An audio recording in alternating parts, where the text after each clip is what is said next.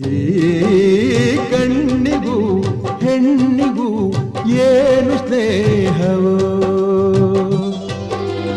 ಈ ಹೆಣ್ಣಿಗೂ ಪ್ರೀತಿಗೂ ಏನು ಬಂಧವೋ, ನೋಡಲು ಮೋಹಕ ಕೂಡಲು ಪ್ರೇರಕ ಏನು ಮಾಯವೋ, ಈ ಕಣ್ಣಿಗೂ ಹೆಣ್ಣಿಗೂ ಏನು ಸ್ನೇಹವೋ.